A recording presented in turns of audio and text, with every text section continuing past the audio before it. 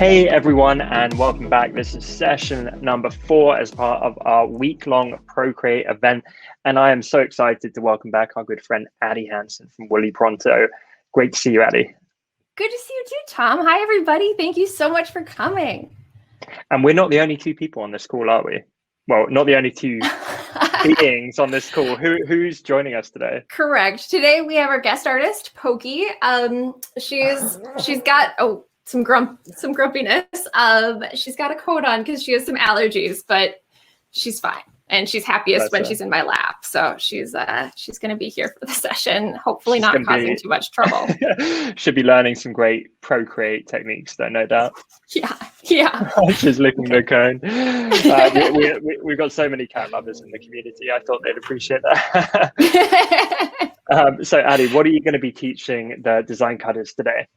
So today we're going to be doing some lighting effects. So I'm going to show you how to get a refracted light in water look, and then also some northern lights. And I'm using a bunch of textures. So we're going to play with all kinds of different textures and how to build those up as well. Love it. Well, I'm really excited for this session. I think you can never know too much about lighting. I feel like it's an area, correct me if I'm wrong, but I feel like a lot of people, they've got a very basic or even no knowledge of lighting. I feel like people like jumping in and illustrating, but they don't often learn the fundamentals. And whenever we've had experts on teaching lighting, I feel like I just level up my knowledge. So yeah. Yeah, and I feel the same way. I am always signing up for online classes to do with lighting because it really is something that you can go deep on. What we're doing today is very basic and it's nothing crazy. So it's going to be super easy to achieve these lighting effects. So I'm really excited to show you how we do it. Love it. Well, over to you, Addie. And while you're bringing that up, I just want to say hey to Matt as well. I can see Matt, our wonderful creative director, is in the chat. And yeah, it's really cool. We've got multiple team members that have been joining us today. We had Alex on the team as well in the last session. Oh, it's nice to see everyone. Oh, wow, look at that. Okay, so I can set up here. Okay, so this is what we're going to be painting. This is the finished product. I know it helps to kind of have that in mind as we dive into it. So the first thing that I'm doing is I'm working in the one of the canvases that comes with the Magic Canvas set from Lisa Glanz, and this one is the Dramatic Painterly canvas. So if I hide this, when you import the canvas, it comes in with this grouped canvas effect layer stack here and just one draw here layer. And so we'll be drawing everything underneath this stacked canvas texture. And you can use, there's a ton of really amazing ones in this pack. And they all kind of, I feel like it's a bit like a surprise. You don't necessarily know what kind of different glowing effects you're going to get when you paint in them. I don't know how Lisa built them. They're amazing. But the canvas texture for this one is going to tie in with one of the brushes that we'll be using from one of her other packs. So we're using the Dramatic Painterly canvas for that. Amazing. And just to shout out this pack and all of the others mentioned in today's session, you can check them out via the shiny green button below our faces right now, where we've curated all of our best-selling Procreate packs for this event. And this one, I think the set comes with 2 different sizes. I'm using the smaller of the 2 because it's still a really good size canvas.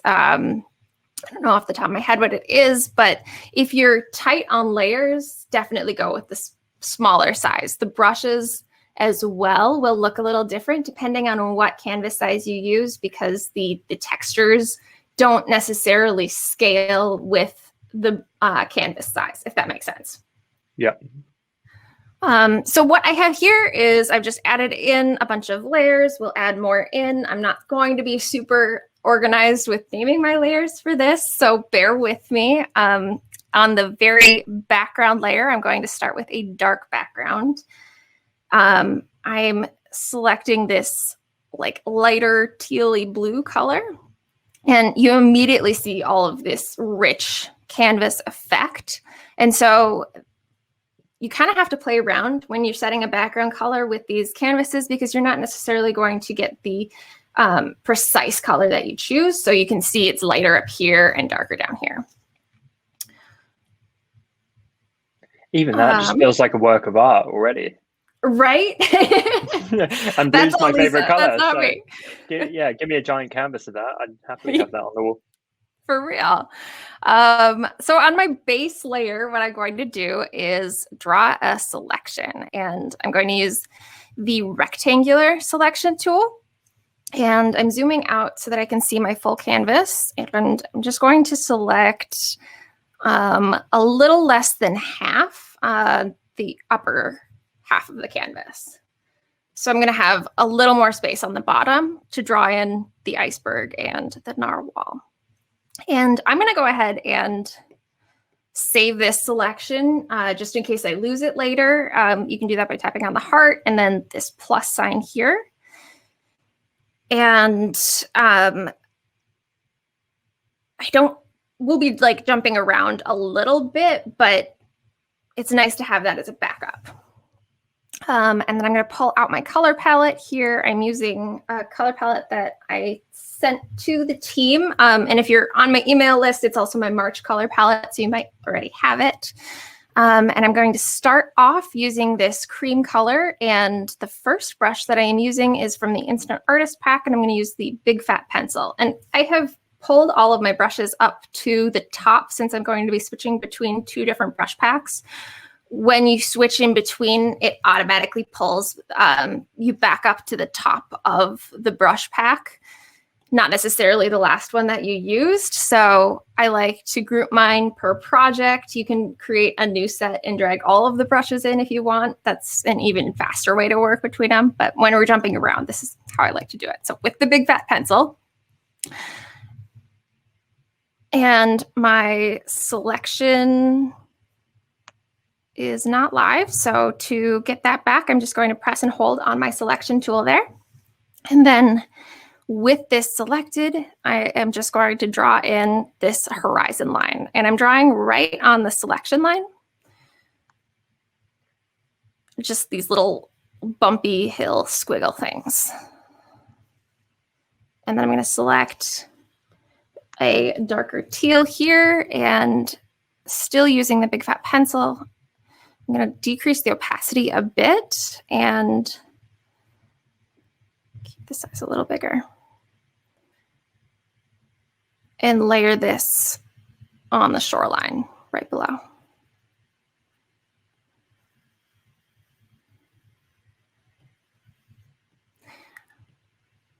And so the key with creating the depth in this landscape is this sharp horizon line.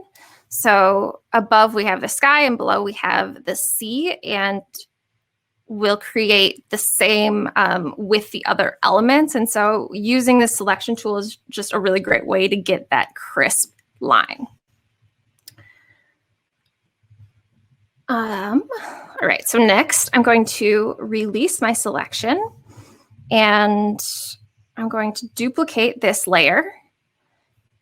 And then I'm going to tap the transform arrow up here, and down on the bottom toolbar, I'm going to tap flip vertical, which will mirror it. And I have snapping and magnetics turned on so that it can stay directly aligned in the middle of the canvas. And I'm just going to drag it down until it snaps right below what we just drew, and that'll create the reflection. And then I am going to decrease this layer a bit to 50% opacity, and I just realized my original layer was not at 100%. So I'm going to keep that at 100%. So the shoreline is 100% and the reflection is at 50%.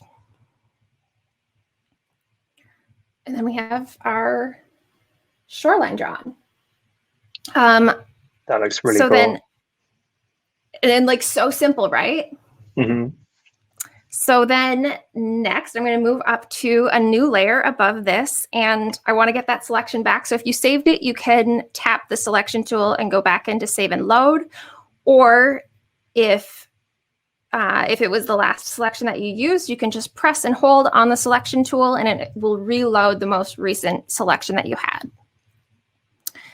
So I have the top part selected. I'm going to draw in some stars here. I'm using this cream color again, and I'm going to use the Build Up spray brush, and this is from the Instant Artist pack. And this is just like a beautiful sparse texture that I'm stamping a few times to get it to show up nicely, but not, I don't want it to be super dense. And then I'm going to go to a new layer above that.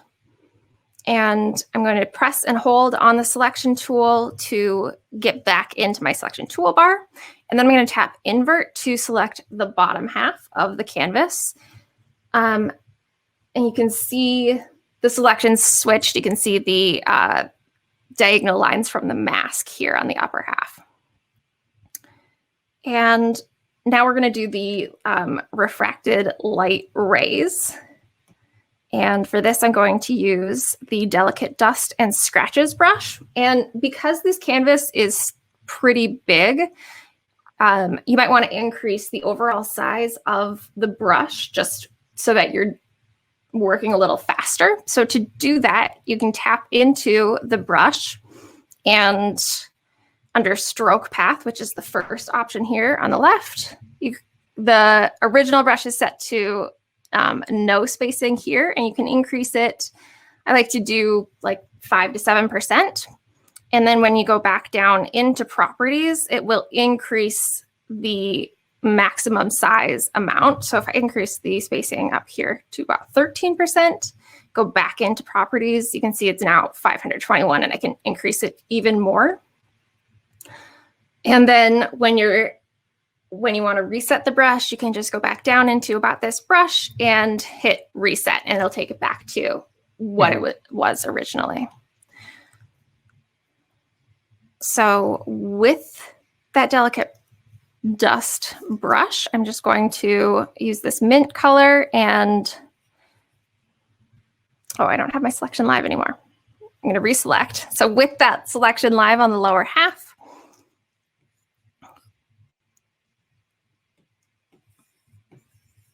I'm stamping in a few times, and you'll see what's different with this brush from like the build-up brush is that the texture and the grain that it puts down stays in the exact same spot on the canvas, and it just builds up into a slightly denser color. And so you can see also by having my brush size really big, I'm just able to, you know, tap a couple times and get the full coverage of the canvas, whereas the original brush size would have me scribbling across the whole bottom. So then, with this selection still live, I am going to tap into the adjustments wand here, and I'm tapping perspective blur, and then below that, tapping layer. And I'm going to zoom way out so that I can position this blur point here into the lower corner. And then with my finger, I'm going to drag across the screen to increase the blur amount. And I can actually zoom back in once I've positioned my dot. And you can see that blur effect happen on the screen. And if I drag this, you can see it moves the direction of that blur, but that creates that like light filtering through the water look. It's so stunning. I'm just getting kind of, it's like Van Gogh, but also it's like Van Gogh and Monet. You know, it's like this impressionists, but these incredible brushstrokes coming through. And this, it seriously is wild to me because I haven't painted much of anything below here. It's just the canvas. And this is what I mean, like when you start painting on it, the textures reveal themselves in different ways, and it is kind of a surprise. And depending on the values of the colors that you use, you'll get something different. It's very cool. I'm obsessed with this canvas pack. All right, so we have all of our background elements. So our next step is going to be creating the iceberg. So on our next empty layer above, so we have 4 layers that we've painted on below. I'm going to move up to the 5th one, and I'm going to draw a selection to create the background of the iceberg. So kind of like the base fill layer. So tapping the selection tool, I'm going to switch to freehand here, and the freehand select tool works, excuse me, as a mix between a lasso and a magnetic selection tool. So if you're coming from a program like Photoshop, it is a blend between the two. And so you can tap in between and draw your selection, but you can also trace and it'll follow your stroke. The only thing to remember is that each time you lift up your pencil, it counts as an action. And so if you want to undo, it'll undo the entire stroke. So the nice thing about just tapping to create these angles is that if I undo, it just takes me back a little bit and I don't have to start over.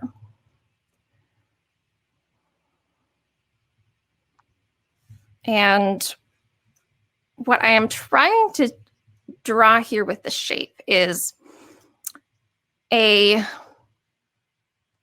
almost like a hexagon shape with this ridge on top. And so that's not the right shape. That is so not the right shape. But what you want to have is like the widest points here of the iceberg be mostly on the same horizontal plane. And that will be the surface of the water. And then drawing the underneath portion, I will angle it back inwards down towards the bottom. So the widest point of the iceberg is level with the surface of the water. Can't believe I tried to bring geometry into this. Like, that's not going to work. Wrong crowd. All right, so it's kind of tough to see the selection here. Let me actually increase my layer mask so that you can see a little better. Oh yeah, cool. And I'm still on my empty layer here.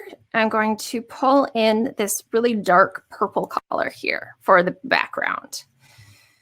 And this will act as the mask. It also will prevent us from seeing through the iceberg in the later steps to the background. So this, all right. And so then on a new layer above that, I'm going to make this into a clipping mask, and switching to the same cream color that I used before, I'm going to use the big fat pencil brush. And I'm going to increase the size all the way. I'm just going to use this to fill completely with texture. I'm actually going over it a couple times to make it really dense, because in a moment we'll remove some of this, and I want that sharp contrast. So the other thing that I want to do is, to me, these sharp angles look really harsh compared to the more fuzziness of the rest of the painting aesthetic. So back down on this lower base layer that we drew, and with the purple and the big fat pencil, I'm going to decrease my brush size and just release my selection. And all right, I messed up. Let's back up. Does anybody mind? Is that all right? Of course not. All right. I often find it's better to learn this way. It can be like, oh, you don't want to, do it that way. It's like, live mistakes. It's the beauty of live. This is what I would normally cut out in my video tutorials, and so this is what happens, part of the process. So on this base shape layer, I'm releasing this selection, which is what I should have done before. And then with the big fat pencil, I'm going to rough up the edges just a little bit to help blend this in with the rest of the painting.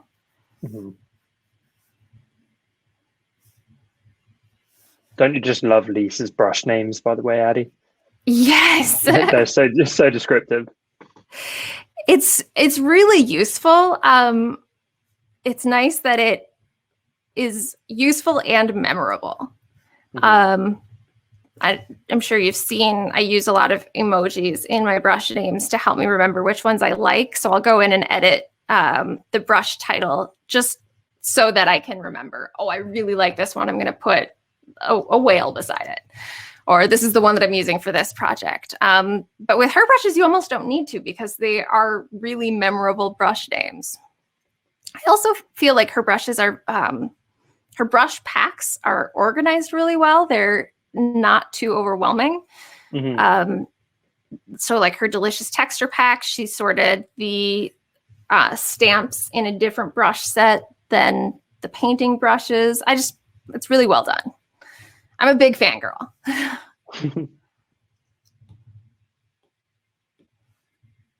Yeah, that edge is looking good now. Yeah. Okay. So with that done, then we can go up to the empty layer above and make that into a clipping mask. And we'll go back in with the big fat pencil and the cream color, increase the brush size, and just scribble all over to fill this.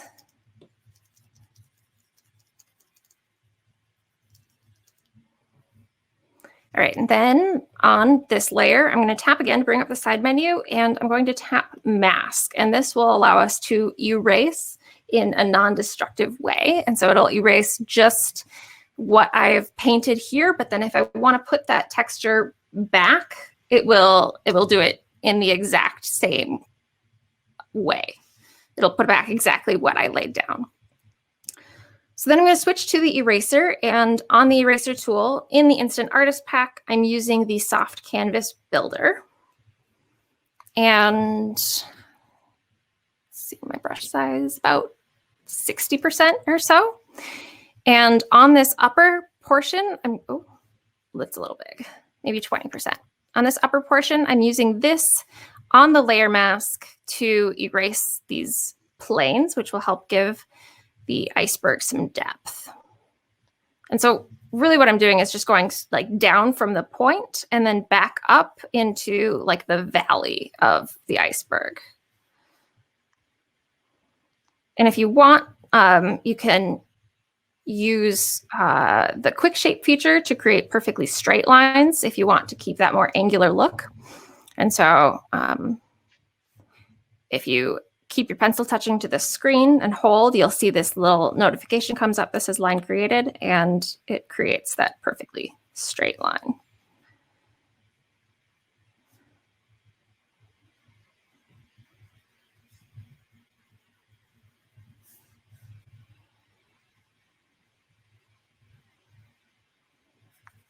And I'm just doing this on the upper portion because we're going to obscure the bottom half because it'll be under the water. So because you won't really see it, you don't need to add in this detail down there.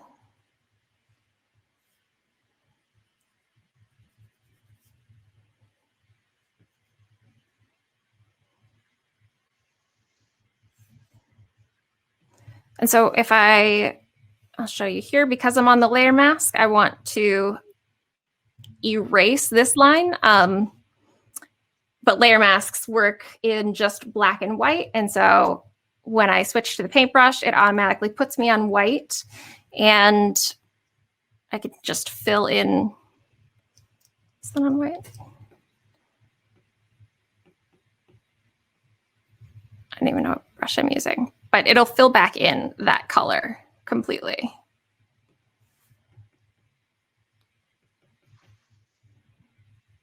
Mostly.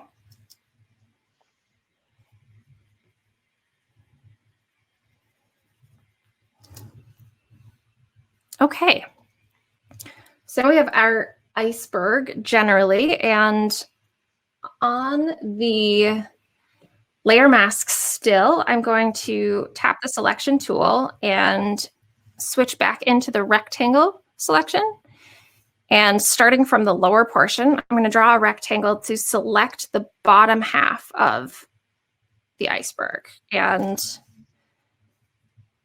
again, I'm just on the layer mask here. And then once again with the eraser, still on the soft canvas builder, I'm going to increase the brush size a lot and remove a fair amount of this pigment, but I'm using a light pressure. This is a super pressure sensitive brush, and I'm going to remove more on this right side of the iceberg.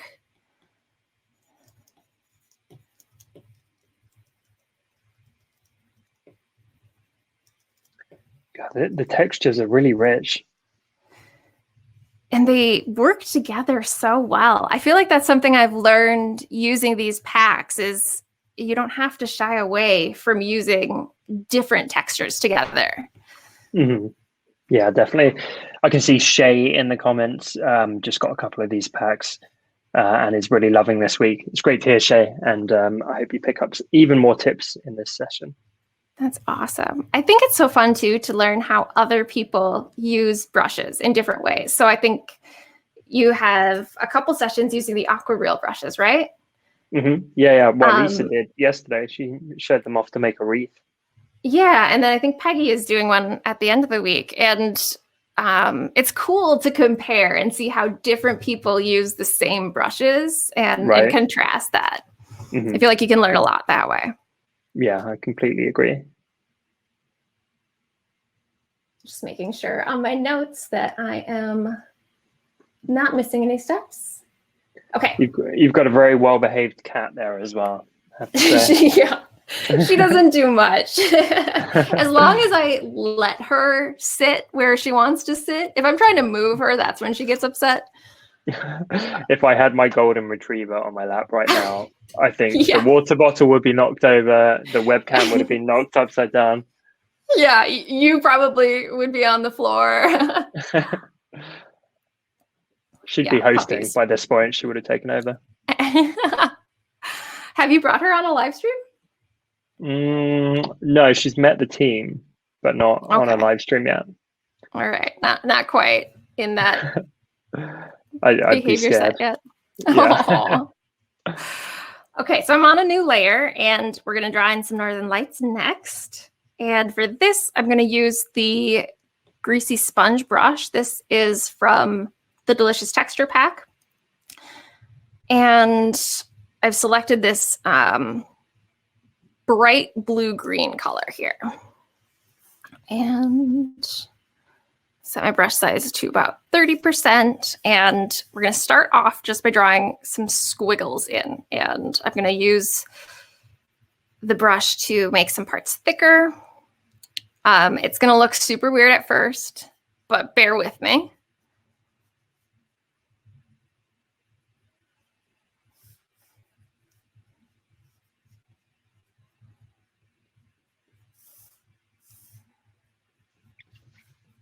We're going for Aurora Borealis, right? Yeah. What's this? What are the southern lights called? I mean, we should include both hemispheres, probably. Yeah, let's not be biased. I don't know. That's a very good question, though.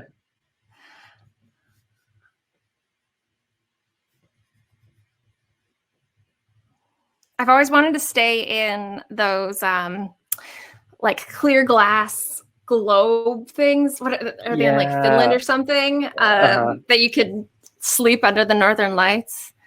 And the Ice Hotel. Is that in Sweden or somewhere? Someday when we can travel again.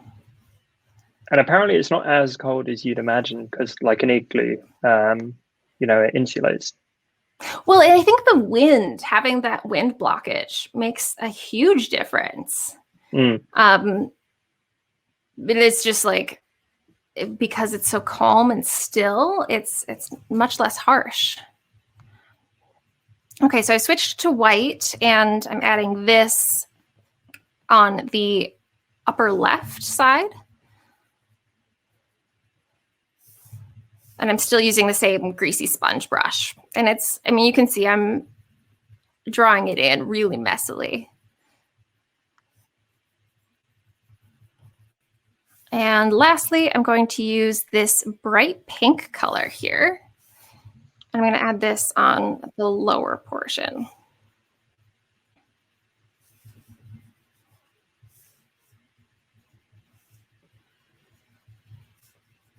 By the way, Addie, I saw Alex, who is our senior developer here at Design Cuts, genius coder, as I referred to him as last session. He said it's Aurora Australis. Oh, Australis, I guess. Australis, Aurora Australis. Yeah. That makes sense because I was talking to Abby Nurse, and she has a cottage in Tasmania, and she said that they are far enough south there that they can see the southern lights, which is just crazy to me because I grew up in a place far enough north where we would see the northern lights. It's just truly the other side of the world. They don't get talked about much. No, they really don't. But I suppose there's probably less it's more ocean. Yeah. Yeah. I guess. More inhabited areas under the northern lights. Okay, so now to make this into our northern lights effect, this is the most gratifying part of the whole painting. I'm going back into the adjustments panel and again into perspective blur and layer under here. I'm going to zoom out again so that I can position my little dot here. And before I reposition that, I'm going to use my finger to slide to adjust. I like to have the perspective blur at 100% for this. And then I can drag down this point here and drag it over, and you can see until you kind of get the effect that you want. This would make a great animation. That looks pretty good there. So I have it far down in the lower right. And then tapping the wand to get back out of that. And I'm going to make this just slightly more intense. So I'm going to duplicate the layer and then decrease the duplicate layer opacity to about 30%. Because when you blur it, you're spreading out that color and it's so much less intense. So this helps brighten it up a bit. Then I'm going to pinch to merge those two layers together. And then to create the reflection, I'm going to duplicate this layer, and just like we did with the horizon on the duplicate layer, I'm going to tap the transform tool here and flip vertical, and that will mirror it. And again, I still have my snapping and magnetics turned on, so it will stay aligned.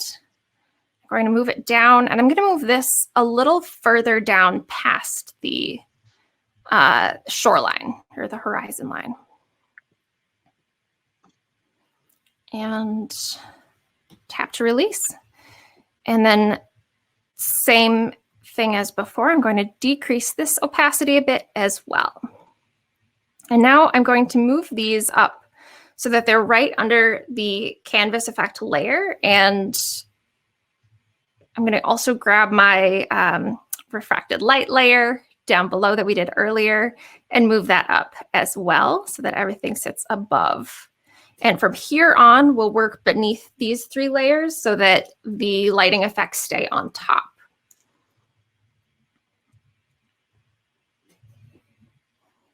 And let's see, I'm trying to decide, do we have time to draw the narwhal? Yeah, I think so, if you're happy to. Okay, so we'll do that, and then we'll add some shading after that. So again, I'm beneath my lighting effect layers and above the iceberg layer here. And I am on just an empty layer set to normal.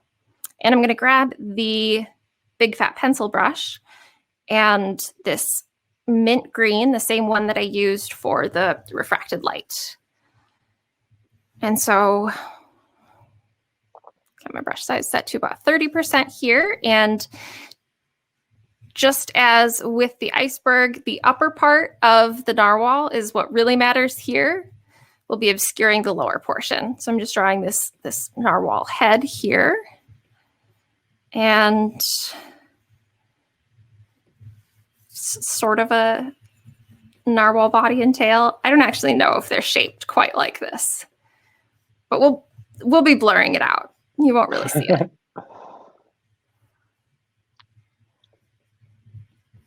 Narwhals are pretty popular creatures, I think.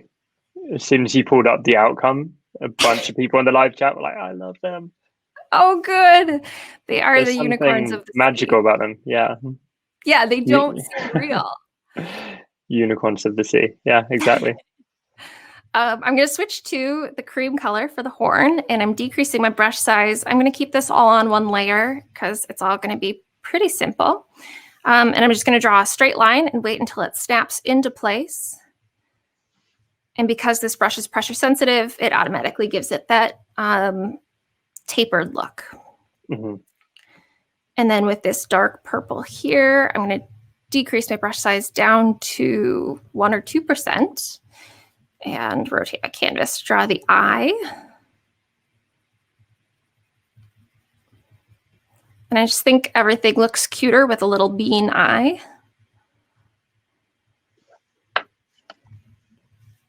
Add a little reflection there. Okay, so then back into my selection tool. Oop. Then I'm going to tap on the layer and tap mask to create the layer mask. And then I'm going to make sure that I'm on my layer mask selected. So you'll see one is brighter blue and one is lighter blue. You'll want to make sure that you're on the layer mask selection. And with my mask created, I'm going to go back into my selection tool, and on the rectangular selection tool, I'm going to create a selection of whatever we want to be under the water. So just the head is peeking out. And then once again, I'm going to switch to the eraser on the soft canvas builder, which is in the Instant Artist pack. And we're going to erase so that it's under the water. Oh, that's such a cool effect. Do you want a random narwhal fact that isn't really about narwhals at all? So I don't know. It was obviously a really kind of horrendous thing that happened in London, but we had a terror attack that happened. And this guy was like a really positive story amidst that horrible incident, because he was just praised as such a hero. He was in a fishmonger when it all happened, and he took a giant narwhal tusk off the wall and fended off the attackers and helped end the attack using a narwhal tusk. So what a hero. I know, everyone was like, you complete legend. So oh my gosh, that is amazing. Mm-hmm. Wow. I love that he had a narwhal tusk. Yeah, me too. Wow. All right. Well, with that, the next thing. Yeah, no, I love that. That's incredible, and I'm so glad that he was able to do that. Absolutely. The next thing that I'm going to do is blur both the bottom of the iceberg and the bottom of the narwhal a little bit using the smudge tool. So back in my layers panel, I'm selecting the narwhal layer, so not the mask. And on the smudge tool, I'm going to use the greasy sponge as a smudger. And I have the brush opacity set down to about 50% here. And I'm going to smudge inward with this. Increase my brush size a bit. And for the most part, I'm smudging in a horizontal way. So below the selection that I drew, so below that crisp line. That's a really cute looking narwhal character.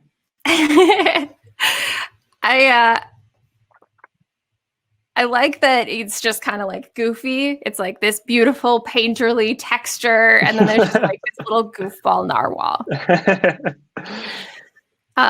Then back on the base, so this really dark layer of our iceberg, I'm going to do the same with the smudge tool. And again, just pulling these inward and staying below the crisp horizontal line.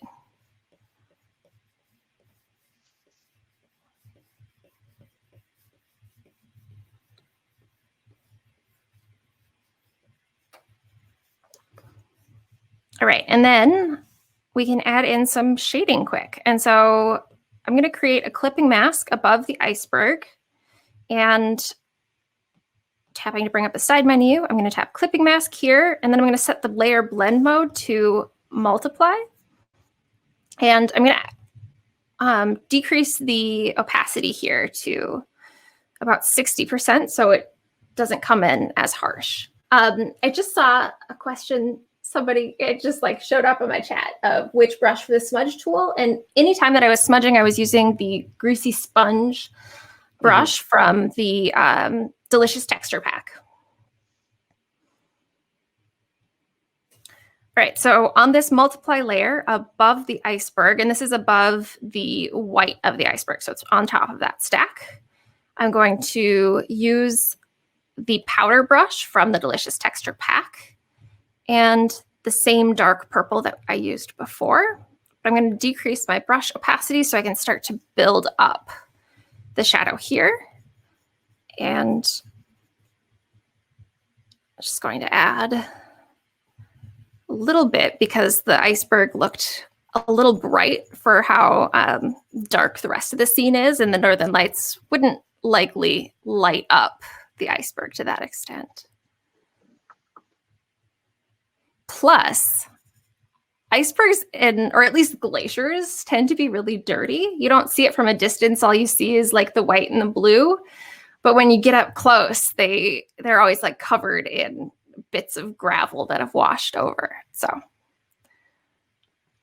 just some glacial knowledge there.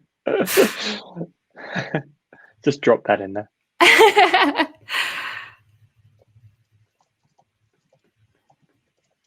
One of my favorite things about Switzerland, I went a couple years ago, and the amount of streams of water, of like glacial water that you can just refill your water bottle at, was so novel to me. And I swear it was the best tasting water I have ever had in my whole life.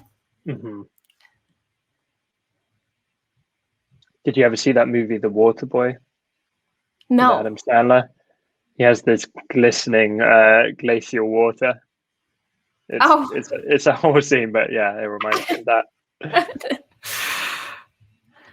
Above my narwhal, I'm going to do the same thing. So I'm adding a clipping mask here, and I'm setting the layer blend mode to multiply. And then I'm going to decrease the layer opacity down as well to about 65%. And then still on this powder brush, I'm going to paint just a little bit of darkness here from where he's like emerging from the water. And then I'm going to decrease my brush size and do a little bit on the underside of the horn.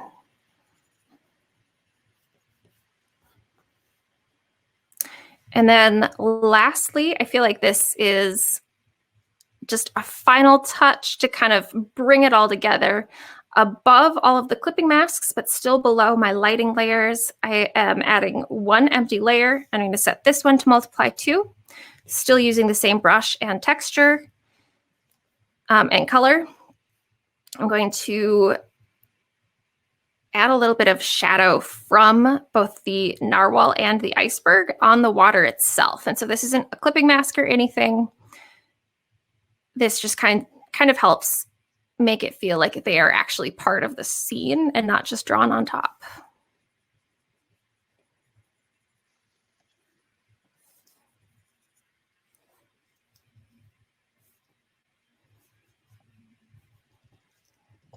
And then I'm going to decrease this layer opacity a bit as well. And that's it. We finished on time. Yes, great job. That looks amazing. Thank you so much, Addie. Yeah, thank you. What I want everyone to do is give it up for Addie, because that was a tremendous session, as always, featuring a very, very adorable narwhal. So Addie, thank you so much. That was great. Let's give it up in the live chat, everyone. Thanks, everyone. Oh my gosh, everybody's so nice.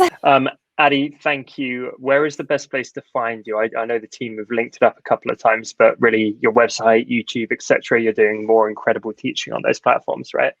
Yeah, I post tutorials on YouTube and correspondingly on my blog as well. So there's always, when a video goes up, there'll always be a written version on my site. So those are the two best places to find me. And then I guess Instagram as well. Yeah, all the places, all the socials. And TikTok. Yeah, there you go. But yeah, the team just linked that up. So definitely click through, follow Addie across all of the platforms. She is truly one of the most generous characters I know in this design community, and just so giving of her time. and teaches so much. So please go support her. So happy to. It's always so fun to be here. Addie, we're definitely going to get you back in the future. But thank you again. That was absolutely fantastic. Yeah. Oh, and Bill mentioned the cat. Yeah, let's say bye. Sorry, what's she called again? Pokey. Pokey. Okay, bye, Pokey. Thanks for joining us. Thanks.